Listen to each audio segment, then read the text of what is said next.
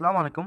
আজকে আমরা chemistry first paper chapter 4 এর পিএইচ রিলেটেড যত টাইপ আছে সেই টাইপগুলো কভার করব। শুধু তাই নয়, এই টাইপগুলো আমরা ক্যালকুলেটর ইউজ না করে শুধুমাত্র কিছু শর্টকাট টেকনিক বা রুলের মাধ্যমে সলভ করব।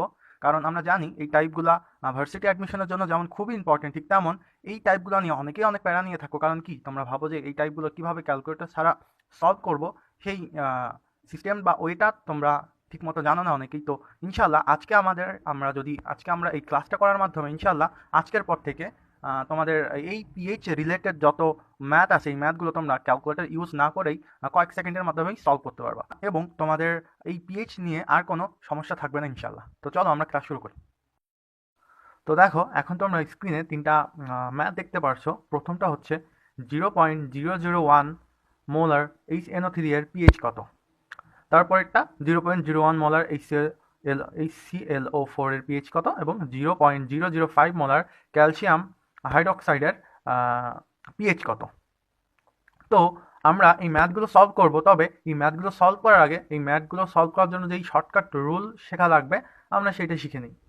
তো দেখো, আমরা প্রথমে চারটা কি রুল মনে রাখবো, জাস্ট চারটা কি রুল মনে রাখবো। তো প্রথমটা হচ্ছে কি, দেখো তো, প্রথম রুলটা হচ্ছে আমরা খেয়াল রাখবো যে খেয়াল রাখতে হবে হাইড্রোজেন একটা আছে না দুইটা আছে।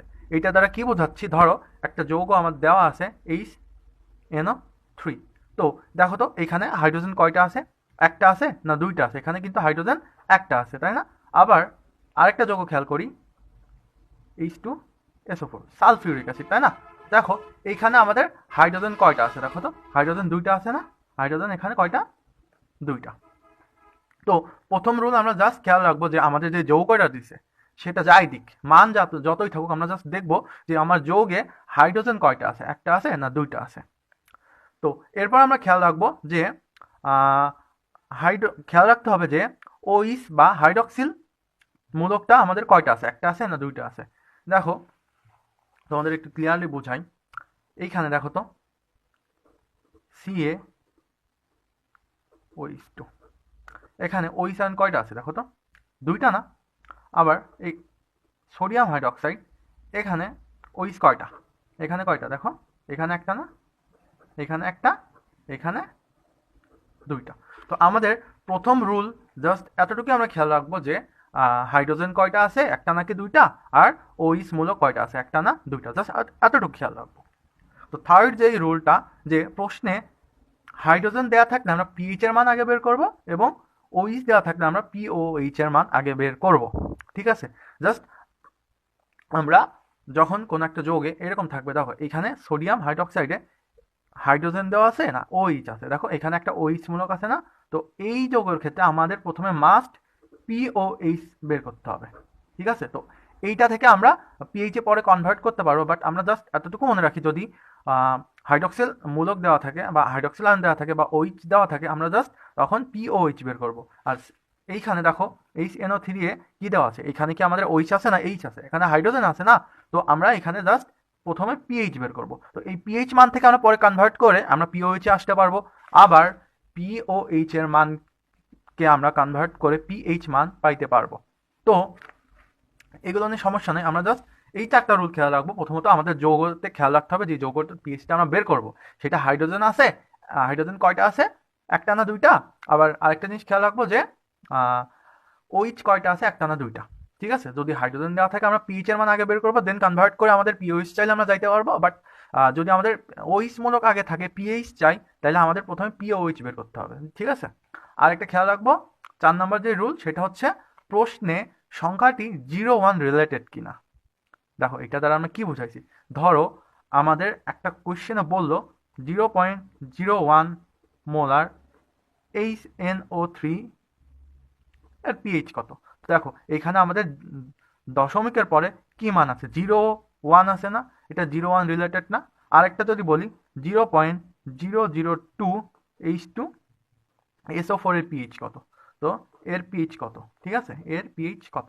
তো এটা দেখো, এটাকে 0-1 রিলেটেড আছে না, এখানে কিন্তু 0-0-2, এখানে কিন্তু 1-0-1 রিলেটেড নাই। তো আমি কেন এটা বলতেছি আমরা একটু পরে আমি ডিটেলসে বোঝাবো, যে যখন আমাদের 0-1 রিলেটেড ম্যাথ থাকবে তখন আমাদের একটা নিয়মে করতে হবে, আর যখন 0-0-1 রিলেটেড সংখ্যা না থাকবে তখন আমরা আরেকটা ডিফারেন্ট নিয়মে করব, ঠিক আছে? তো চলো আমরা ম্যাথ সলভ করি। দেখো আমাদের যে প্রথম অঙ্কটা আছে সেটা আমরা সলভ করি। তো প্রথমত দেখো আমাদের 1 নম্বর যে অঙ্ক আছে সেটা হচ্ছে 0.001 মোলার HNO3 এর পিএইচ কত। তো চলো আমরা অঙ্কটা সলভ করি। তো আমাদের 1 নম্বর অঙ্ক আমরা এখানে তুলে নিই। 0.0001 মোলার HNO3 এর পিএইচ, তাই না? তো আমরা প্রথমত কি জানছি? আমরা প্রথম রুল অনুযায়ী আমাদের ছিল কি বলো, যে আমরা প্রথমে দেখব হাইড্রোজেন আছে না ওইস আছে, আর যদি হাইড্রোজেন থাকে তাহলে হাইড্রোজেন কয়টা আছে। তো দেখো এখানে হাইড্রোজেন আছে কত, দেখো তো এখানে হাইড্রোজেন আছে একটা, তাই না? তো প্রথম রুল ফলো হয়েছে।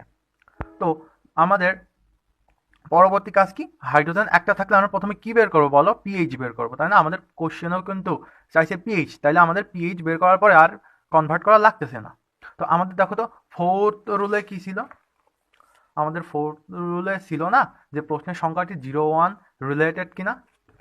দেখো তো এখানে কোশ্চেনে আমাদের কি 0-1 রিলেটেড আছে, আমাদের কি এখানে শুধু 0.001 মোলার HNO3 এর পিএইচ চাইছে। তো তাইলে আমরা জাস্ট এক লাইনে এটা করতে পারি, সেটা হচ্ছে কি দেখো তো, যখন আমাদের 0-1 রিলেটেড থাকবে তখন জাস্ট আমরা একটা কথা মনে রাখবো যে দেখো 0-1 রিলেটেড হইলে আমরা জাস্ট এই লাইনটা মনে রাখবো যে দশমিকের পর যতগুলো সংখ্যা তাই তার পিএইচ, ঠিক আছে?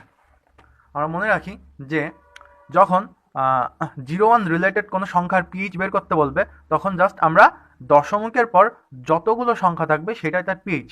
তাহলে আমরা বলতে পারি না যে এর পিএইচ 3, এর পিএইচ 4, কারণ কি এখানে কয়টা শূন্য, 3টা শূন্য আর একটা 1, তাহলে 1 2 3 4 দশমিকের পরে কয়টা সংখ্যা বলো, 4টা। তাহলে আমরা বলতে পারি না এর পিএইচ 4। ইজি না, একদমই ইজি না।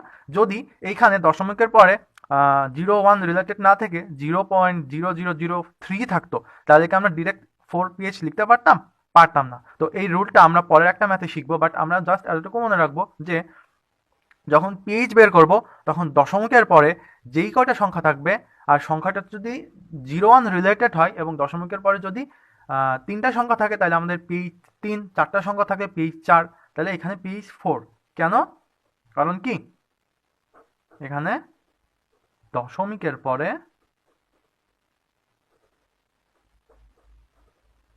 পরে 4টা সংখ্যা, ঠিক আছে? দশমিকের পরে 4টা সংখ্যা, সেই জন্য আমরা বলতে পারি এর পিএইচ 4, যেহেতু এটা 0-1 রিলেটেড একটা সংখ্যা আমাদের দিছে। তো চলো তো আমরা আরেকটা সলভ করি।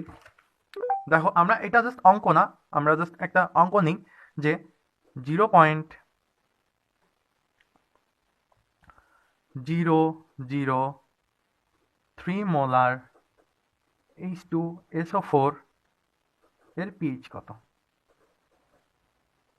ঠিক আছে? তো দেখো এই অঙ্কে আমাদের কি 0-1 রিলেটেড কোনো সংখ্যা আছে? এখানে কিন্তু আমাদের 0-1 রিলেটেড কোনো সংখ্যা নেই, আমাদের এখানে আছে 0.003 মোলার। আর এখানে হাইড্রোজেন কয়টা আছে দেখো তো, এখানে হাইড্রোজেন কি কয়টা আছে, একটা আছে না, এখানে হাইড্রোজেন আছে 2টা। তো আমাদের যদি একটা হাইড্রোজেন থাকে তাহলে আমাদের কিছু করা লাগে না, ডিরেক্ট আমরা অঙ্ক করতে পারি। বাট যদি 2টা 3টা বা 4টা এরকম হাইড্রোজেন থাকে, এরকম কোনো যৌগ থাকে, তাহলে আমরা কি করব, এই সংখ্যার সাথে এই যেই কয়টা হাইড্রোজেন থাকবে সেটা আমরা গুণ করে দিব। তাহলে আমরা এখানে কত গুণ করতে পারি দেখো তো, 0.03 গুণিত 2, তাই না? কেন আমরা 2 গুণ করছি, কারণ কি আমাদের এখানে হাইড্রোজেন 2টা। জাস্ট এতটুকু বুঝো যে আমাদের হাইড্রোজেন একটা থাকলে আমরা যদি এর সাথে 1 গুণ করি তাহলে কি সেম মান থাকে না, তখন আমাদের গুণ করা লাগে না। কিন্তু হাইড্রোজেন বা ওইস মূলক যদি 2টা থাকে তাহলে যেই সংখ্যাটা দেওয়া থাকবে আমরা ওই সংখ্যার সাথে ওই যেই কয়টা হাইড্রোজেন থাকবে ওইটা গুণ করে দিব। যেহেতু এখানে 2টা আছে জাস্ট আমরা 2 গুণ করব, ঠিক আছে? তো চলো এখন আমাদের 0.003 এর সাথে 2 গুণ করলে আমাদের কত আসে দেখো তো, আমাদের আসে 0.006, ঠিক আছে?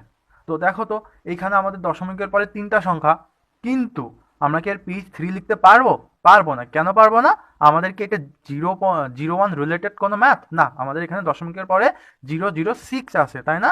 তাহলে কি আমাদের 4 যে রুলটা পড়ছিলাম ওইটা কি খাটতেছে ওইটা কিন্তু এখানে খাটতেছে না, তাইলে আমাদের আরেকটা রুলে এই ম্যাথটা করতে হবে, তাই না? তো দেখো যখন এই যে এই সংখ্যাটি 0 1 রিলেটেড হবে না, তখন আমরা জাস্ট একটা রুল মনে রাখবো, সেটা হচ্ছে 0 1 রিলেটেড না হলে দশমিক সংখ্যার পরে যেই কয়টা সংখ্যা থাকবে সেই সংখ্যা বিয়োগ শেষের বড় সংখ্যা। রাখো এখানে এটা খেয়াল করো, বিয়োগ, ঠিক আছে? অর্থাৎ 0.01 রিলেটেড যদি কোনো নাম্বার না থাকে, তাহলে দশমিকের পরে যেই সংখ্যাগুলো থাকবে, যে কটি সংখ্যা থাকবে সেই সংখ্যা বিয়োগ বড় সংখ্যাটির কি, বড় সংখ্যাটির লগ ফর্ম, ঠিক আছে? লগ ফর্ম, বড় সংখ্যাটির লগ ফর্ম। এখন লগ ফর্ম কি সেটা আমরা এখনই শিখব। তো তার আগে আমরা সূত্রটা বুঝে নিই, যে যখন এরকম 0 1 রিলেটেড কোনো ম্যাথ না থাকবে, তখন আমরা জাস্ট পিচটা বের করব। এই যে যেই সংখ্যা আছে দশমিকের পরে কয়টা সংখ্যা, 3টা সংখ্যা, তো এখানে 3 মাইনাস আমরা শেষের যে সংখ্যা সেই সংখ্যার লগ ফর্ম, তাই না? তো লগ 6 এর মান আমরা কত জানি বলো তো? এই লগ 6, ঠিক আছে? তো জাস্ট এইটাই হচ্ছে তোমার মেইন সূত্র, ঠিক আছে? জাস্ট এতটুকু বোঝা শিখো যে যখন 0 1 রিলেটেড কোনো ম্যাথ না থাকবে, তখন জাস্ট আমরা যেই দশমিকের পরে যেই সংখ্যাগুলো থাকবে, যেই কয়টা সংখ্যা থাকবে, 3টা সংখ্যা থাকলে এখানে 3, 4টা সংখ্যা থাকলে এখানে 4, তো এখানে যেহেতু 3টা সংখ্যা আছে আমরা 3 বসাইছি, মাইনাস শেষের যে বড় সংখ্যা, শেষের বড় সংখ্যাটি কত, 6 না? শেষের বড় সংখ্যাটির লগ ফর্ম, ঠিক আছে? এইটা হচ্ছে আমাদের মেইন সূত্র। তো যদি এখানে 1 থাকতো আমরা ডিরেক্টলি পিস 3 বলতে পারতাম, কিন্তু যেহেতু 1 না হয়ে 6 আছে, তো আমরা জাস্ট তখন এই সূত্র বসায় ম্যাথটা করব, ঠিক আছে? তো দেখো এর আগে আমরা এই লগ ফর্মগুলো, তো দেখো আমরা এখন বিভিন্ন মানের লগের যে মানগুলো আছে সেই মানগুলো দেখে নিই। তো দেখো লগ 1 এর মান কি, দেখো লগ 1 এর মান হচ্ছে 0, লগ 2 এর মান 0.3। তো এই মানগুলো আমরা জাস্ট মুখস্থ রাখবো, যেহেতু আমাদের ম্যাথ করার সময় লাগবে। তো এই মানগুলো মুখস্থ না থাকলে আমরা ম্যাথের সময় কি মান বসাইতে পারবো না, আর মান বসাইতে না পারলে ম্যাথ করা কিন্তু সম্ভব হবে না। তো আমরা এই মানগুলো মুখস্থ রাখবো। তো দেখো লগ 3 এর মান কত, 0.5, লগ 4 এর মান 0.6, লগ 5 এর মান 0.7, লগ 6 এর মান 0.8। তো একটা মিল কি তোমরা খেয়াল করতেছো? দেখো তো, জাস্ট লগের 1 এর মান 0 মনে রাখো, লগ 2 এর মান 0.3 মনে রাখো, এটা মনে রাখো।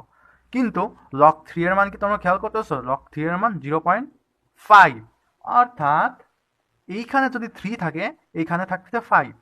সিমিলারভাবে দেখো তো, লগ 4 এর মান এইখানে যদি 4 থাকে এইখানে থাকছে 6, তাহলে কি 0.2 বা 2 মান বেশি না? আবার এখানে দেখো লগ 5 এর মান কত, 0.7, এখানে 5 থাকলে এখানে 7, লগ 6 এর মান এখানে 6, এখানে 8, 2 ঘর বেশি না? তো আমরা কিন্তু এই শর্টকাট ট্রিকটা বা এই টেকনিকটার মাধ্যমেও লগের মান মনে রাখতে পারি। লগ 2 এর মান আমরা 0.3 সাধারণভাবে মনে রাখবো, বাট লগ 3 এর মান 0.5, আমরা এখানে 3 থাকলে এখানে 5, এখানে 5 থাকলে এখানে 7, লগ 6 এর মান কি 0.8, এখানে 6 থাকলে এখানে 8, আমরা এইভাবে মনে রাখতে কিন্তু পারি। লগ 7 এর মান দেখো 0.9, এখানে 7 থাকলে এখানে 9। তো লগ 8 এর মানটাও 0.9, এটা নিয়ে একটু কনফিউশনে আসি, বাট তোমরা যতটুকু জানি এটাই ঠিক। বাট তোমরা যদি এর কারেক্ট বা এটা যদি ভুল হয় তোমরা আমাকে ইনফর্ম করো। যাই হোক, লগ 10 এর মানটা কি 0 পয়েন্ট, কিন্তু এখানে না, লগ 10 এর মান হচ্ছে ডিরেক্ট 1। তো আমরা জাস্ট যদি এই তিনটা মনে রাখি, লগ 1 এর মান 0, লগ 2 এর মান 0.3, দেন তারপরের ম্যাথগুলো কিন্তু আমরা এই যে মানের মিল দেখে দেখে কিন্তু আমরা মনে রাখতে পারি। এখানে 3 থাকলে এখানে 5, এখানে 4 থাকলে 6, এখানে লগ 5 এর 5 থাকলে লগ এখানে 7, তাই না? তো আমরা এই লগের মানগুলো মনে রাখবো আমাদের অঙ্কের সুবিধার্থে। তো চলো আমরা এখন ম্যাথে ফিরে যাই। তো দেখো এইখানে ম্যাথের সময় আমরা জাস্ট এই সূত্রটা পাইছিলাম। তো এখানে যদি আমরা এটা সলভ করি তাহলে আমরা এখানে 3 3 বসাই দিতে পারি। আমরা লগ 6 এর মান কি মনে পড়ছিলাম? দেখো এখানে কত ছিল, 6 থাকলে পরে কি হয় 8, তাই না? যেহেতু আমরা পড়ছিলাম 2 ঘরের পার্থক্য থাকে লগ 6 এ, তো লগ 6 এর মান 0.8, তো আমরা এখানে 0.8 বসাই দিব, ঠিক আছে? তো এখন 3 থেকে 0.8 বাদ দিলে কত হয় বলো তো? 3 থেকে 0.8 বাদ দিলে আমাদের আসবে কত, 2.5, টু, এটাই কিন্তু আমার